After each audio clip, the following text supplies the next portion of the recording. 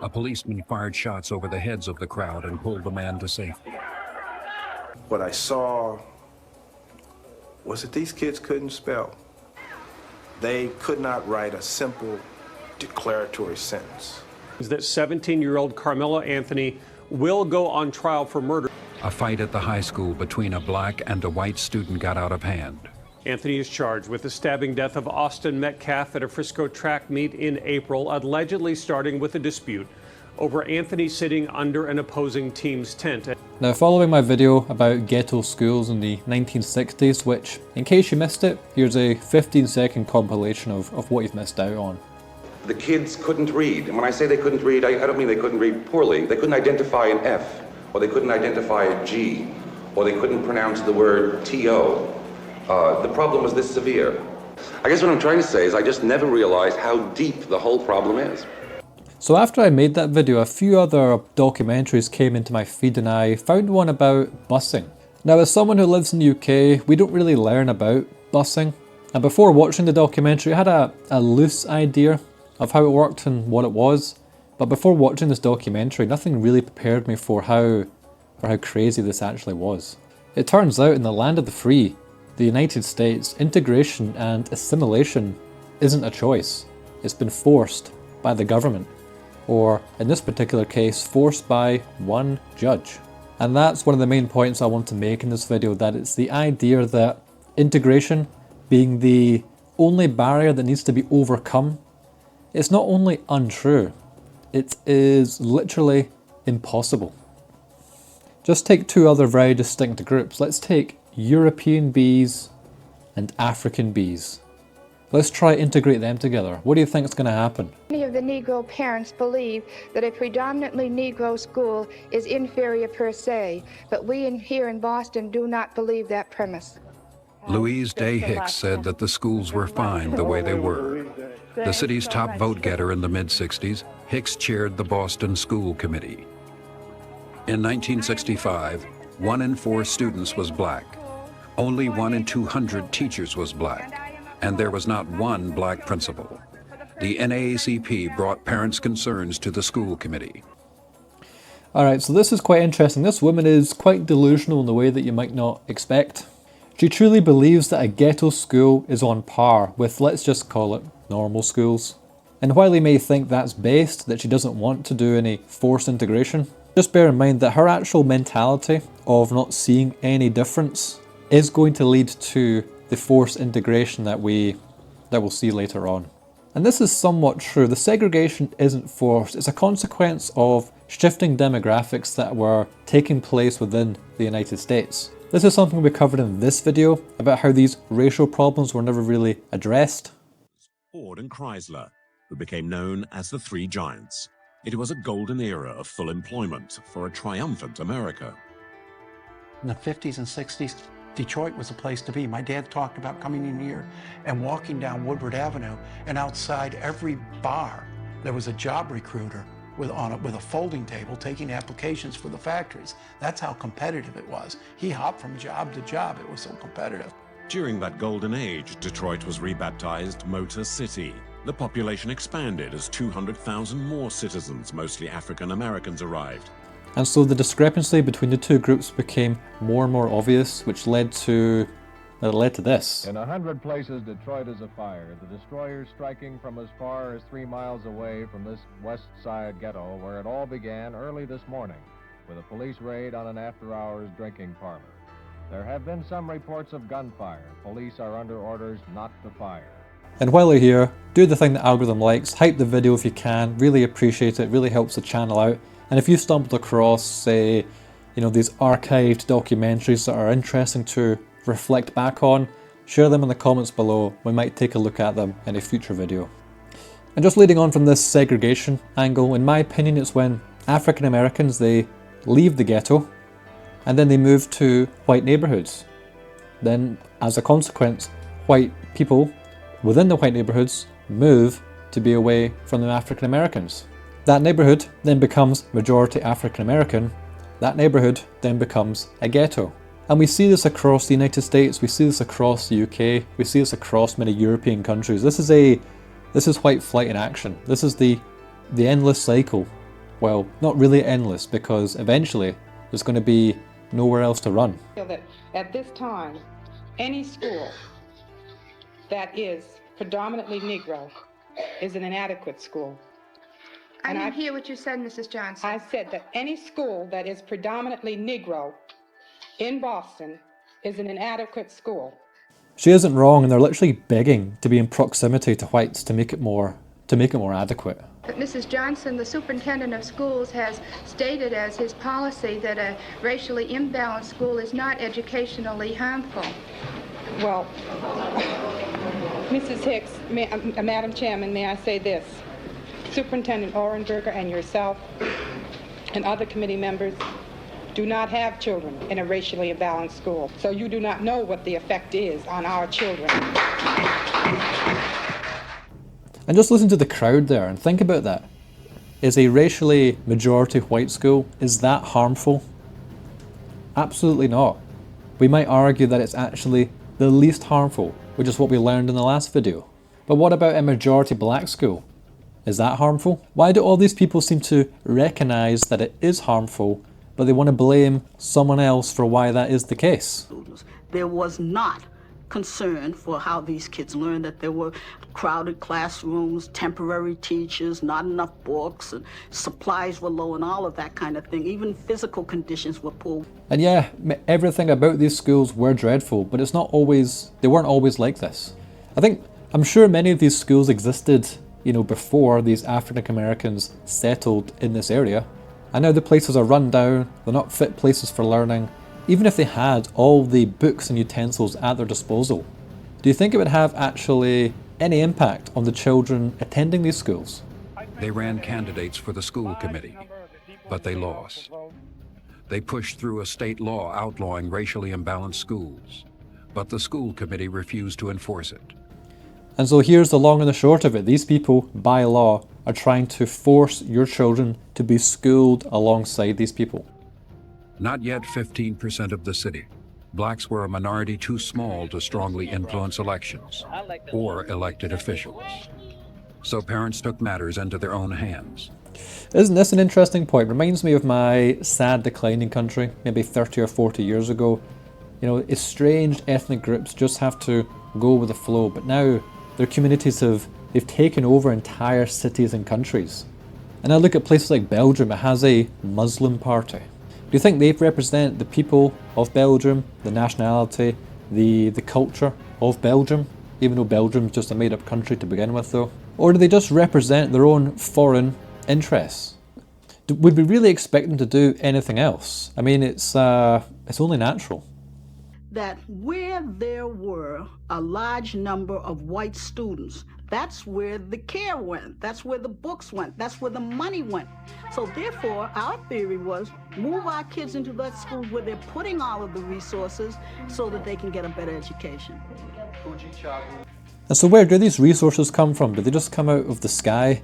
If you live in a town or a district that consists of, say, taxpayers, then the surrounding area, in theory, should reflect that level of prosperity of which the tax base is from.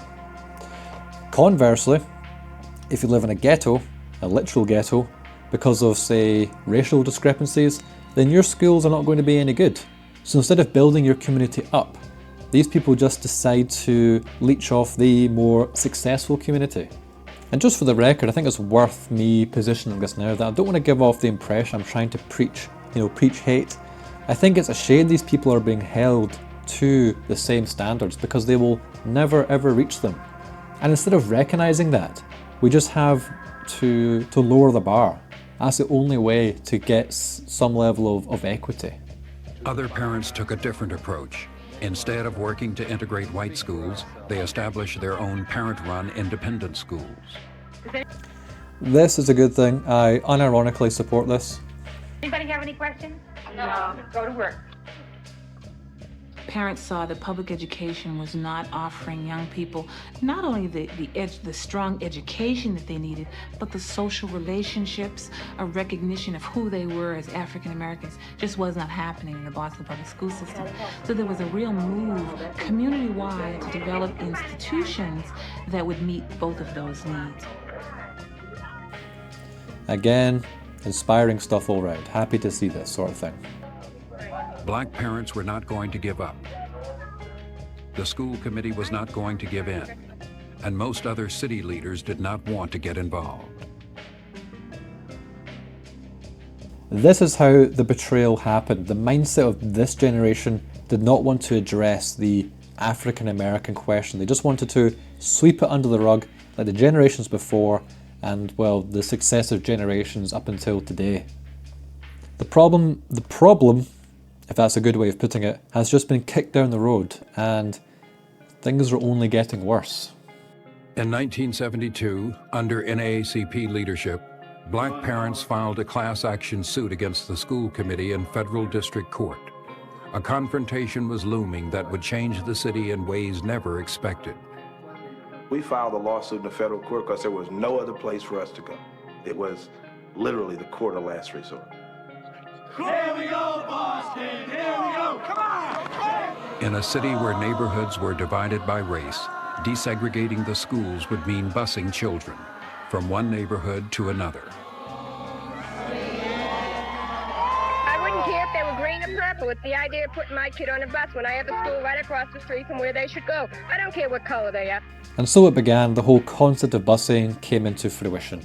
And I'm still very new to understanding it, but it still blows me away that they implemented this. On June 21, 1974, Federal District Court Judge W. Arthur Garrity ruled that the Boston School Committee was guilty of consciously maintaining two separate school systems, one black, one white. He ordered an immediate remedy, citywide busing, to start in September. Less than a mile separated two of Boston's poor neighborhoods. Roxbury was the heart of the black community. South Boston was Louise Day Hicks' home and a center of white resistance. Students were to be bused between the two neighborhoods.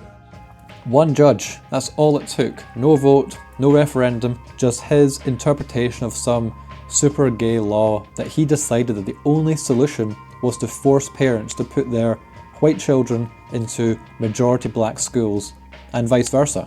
Judges across the Western world, in my opinion, they are the unsung heroes of accelerating the decline of our societies.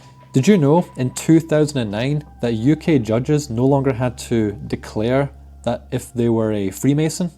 Kind of makes you think why that might be. Could it be that almost every single one of them was a Mason? And perhaps that might come into question whenever they make a controversial ruling? But I don't know. Maybe the Masons are the good guys. Boston is a very hidebound, distrustful, turf-conscious, class-conscious, parochial city full of people who did not make much progress over the years. I'm talking about white folks. They were not middle-income people. They were poor folk, and they were running hard-scrabble operations. And they were scared folk. By the time busing came around, these people were ripe for revolution. Tearing them apart. People, as a community, it's tearing them apart. What are you doing? What are you doing?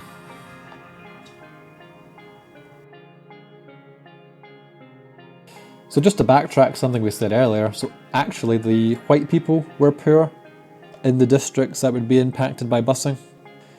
So in this case, the white schools were actually just as poor?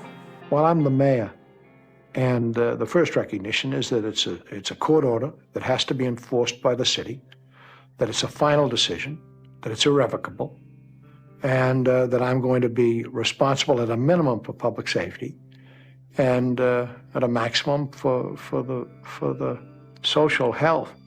In a way, it's a little exaggerated, but the morals of the town. It's a moral question, as well as a political question. What I did was respond politically. I mean, this guy's country is literally founded upon fighting tyranny, a tyrannical government. And he's going to cuck out here and implement the most insane ruling that I've ever heard of, even though the majority of the people simply do not want it. I felt that in a series of coffee hours set up in homes throughout the city, the mayor met with white parents opposed to busing. All right, but it's not behind us yet. It'll be a painful process going through it because the South didn't just slide through it. It tore them apart as it will help to tear us apart. Well, I mean, wow, this guy's really selling it to me. I thought that when you vote someone in, they're to look out for the interests of the people, the interests of the people who represent the community.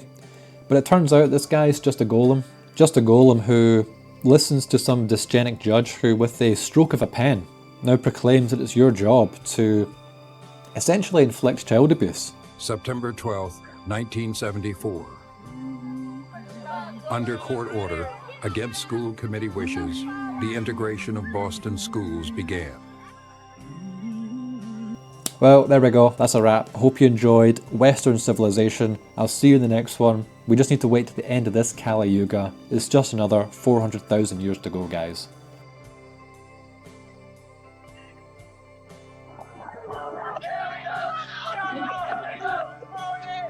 Inside, things were quiet, with most white students absent.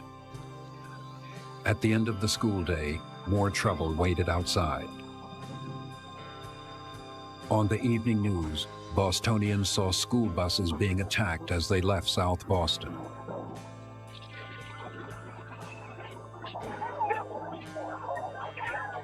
And they were throwing eggs at the window and trying to hit people with them, and they was calling us black. Now, let's flip this. I do think the whole, arguing, hey, if the races were reversed, it's an overplayed thing to say. But think of it in this context. If a court ruling forces white children in predominantly black schools, and the reaction of the African Americans were to run them out of town, throw stones, protest all day, would we not think, as white people, that maybe these guys, they don't want us here? We should just let them be. We can't force them to accept us. Or can we? And this is the same thing with mass immigration and multiculturalism in general. No Western country has ever asked the people, do you want this? They just did it anyway, knowing the answer. But who is they?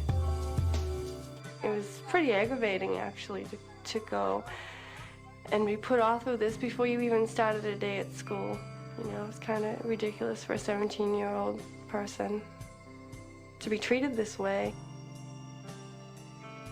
On a normal day, there would be anywhere between 10 and 15 fights per day. The white kids felt intimidated that they had black kids in the school. The black kids were intimidated because they were in this white school and they did not want to be pushed around. You can walk down the corridor and a black person would bump into a white person or vice versa. That would be one fight, and they try to separate it because at that time it was so much tension in the school. Just the slightest thing would set it off.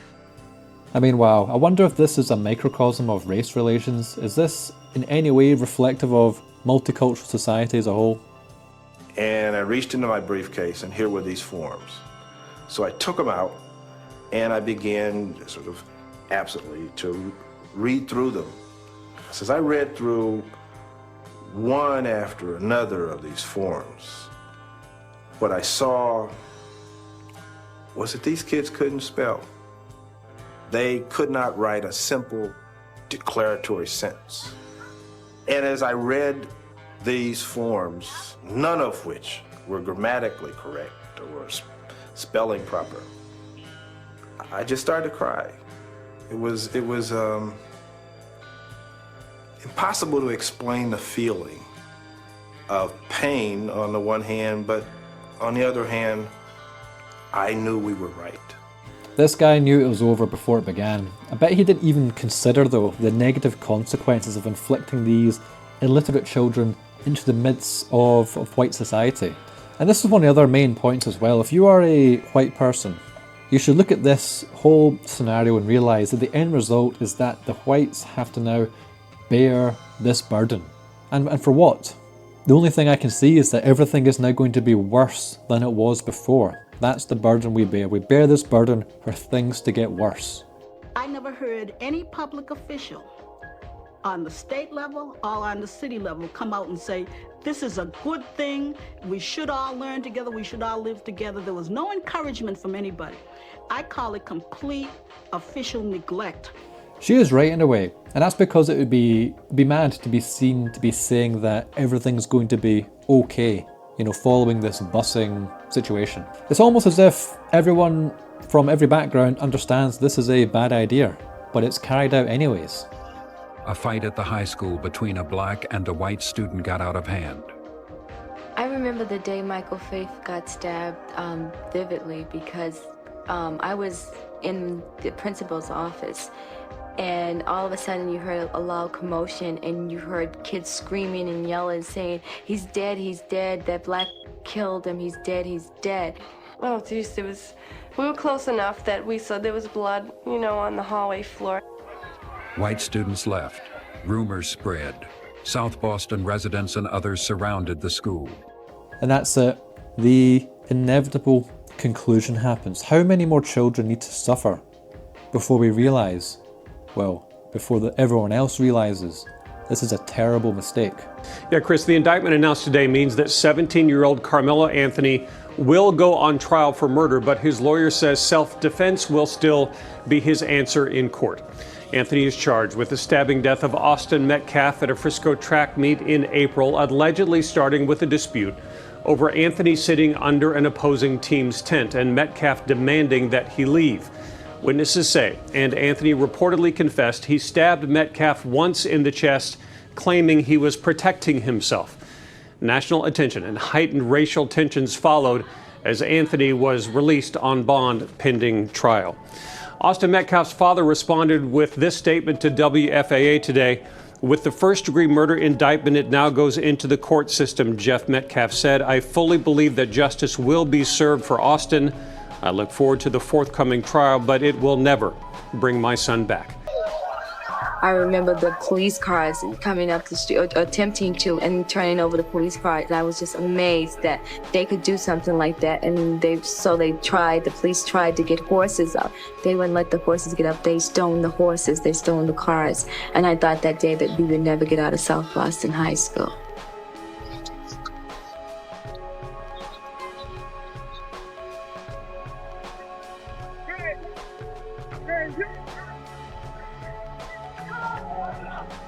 Black community leaders and officials worked out a rescue plan. Volunteers rode decoy buses to the school. Frankly, we were scared.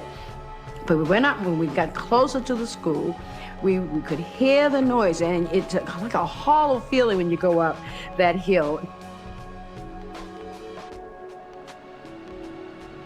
Finally, it must have been 2:30 or 3 o'clock that afternoon. All of a sudden, all you heard was, you're going out the back door. You're going out the back door. At that moment, we had to run to the buses.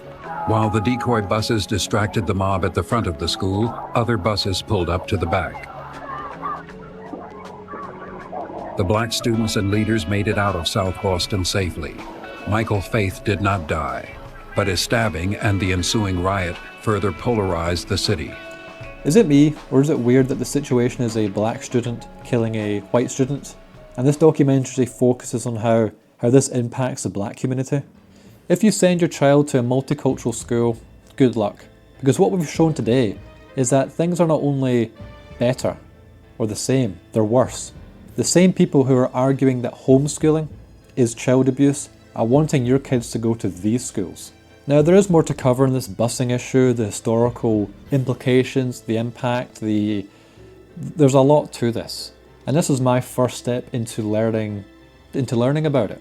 If there are more like archived documentaries about this topic or any other similar topic that would be interesting to look back on to where we are today, let me know down below, as I do quite like making these videos and they're quite insightful because the context of the history allows us to see that we've not progressed. If anything, we have simply regressed, and that's a sad reality, but it has to be exposed. We have to tear back this race relation veil, and that's a sad reality. We are, in every attempt to create this multicultural utopia, this bringing this heaven onto earth, all we're doing is bringing ourselves closer to hell. But that's enough for today. Really hope you enjoy the video. Do the thing the algorithm likes. Until next time.